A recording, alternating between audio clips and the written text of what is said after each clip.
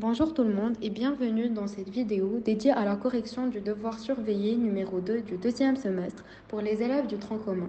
Cette vidéo est présentée par mes camarades Diafi Marwa, Tahiri Sara, Moussaoui Sara, Asri Malek, Nechid Safia, Oujdid Amira, Louafi Hiba, Fskawi Tifaout et moi-même Alami Kenza. Nous allons essayer d'expliquer tous les astuces et propriétés utilisées dans chacun des exercices. Donc préparez-vous pour une séance de correction bien détaillée et enrichissante.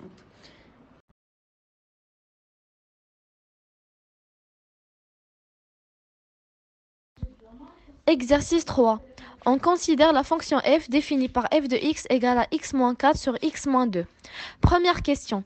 Déterminer le domaine de définition puis vérifier que pour tout x appartient à df, f de x égale à 1-2 sur x-2. On a df égale à x appartient à R, tel que x-2 est différent de 0. On a x-2 égale à 0, signifie que x égale à 2. Donc df égale à R sauf 2. Et on a f de x égale à x-4 sur x-2 égale à x-2 sur x-2 moins 2 sur x-2. D'où f de x égale à 1 moins 2 sur x-2. Deuxième question. Dressez le tableau de variation de f. On a delta égale à moins 2 plus 4 égale à 2. Et puisque 2 est supérieur à 0, donc f est croissante sur l'intervalle moins l'infini de 2 plus l'infini.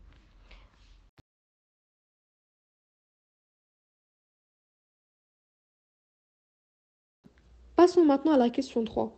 Montrez que pour tout x appartient à l'intervalle 0,1, on a f de x est compris entre 2 et 3.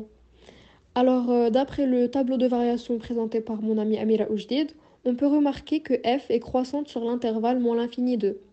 Donc, f est également croissante sur l'intervalle 0,1, vu que l'intervalle 0,1 est inclus dans l'intervalle moins l'infini 2. Donc, f conserve le même sens de variation. C'est-à-dire que f de x est compris entre f de 0 et f de 1. Et si on calcule f de 0, on trouve que f de 0 est égal à 2 et f de 1 est égal à 3.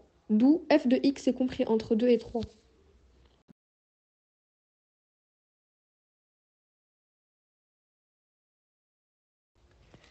« 4. Déterminer les points d'intersection de la courbe CF avec les axes du repère. Commençons d'abord par déterminer les points d'intersection de la courbe CF avec l'axe des ordonnées OY. Donc, pour déterminer les points d'intersection de n'importe quelle courbe avec l'axe des ordonnées OY, on calcule f de 0.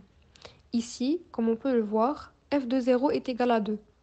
Donc, le point d'intersection de la courbe CF avec l'axe des ordonnées OY est le point de coordonnées 0, 2, que l'on a nommé ici le point A.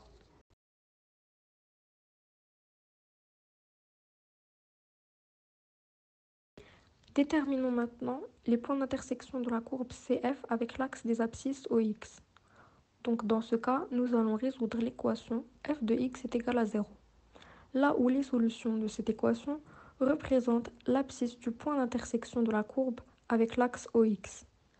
Donc dans ce cas, comme nous pouvons le remarquer, f de x est égal à 0 admet une solution unique qui est 4. Donc la courbe CF coupe l'axe des abscisses OX en B de coordonnées 4, 0.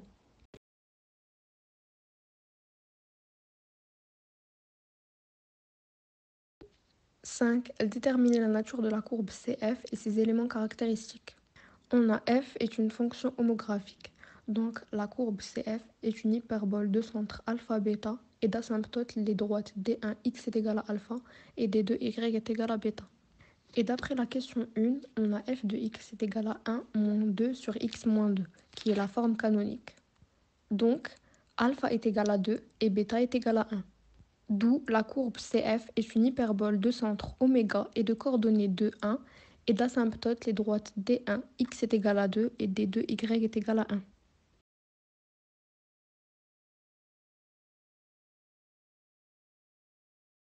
Passons maintenant à la question 6. Construire CF dans un repère orthonormé. Donc pour ce faire, nous allons commencer par tracer le repère orthonormé avec les deux axes OX et OY, puis nous allons tracer les deux asymptotes D1 et D2 de l'hyperbole avec son sommet. Nous allons ensuite tracer les points A et B, puis nous allons ajouter un ou deux points qui appartiennent à la courbe CF et tracer leur symétrique par rapport au sommet. Pour enfin trouver notre hyperbole.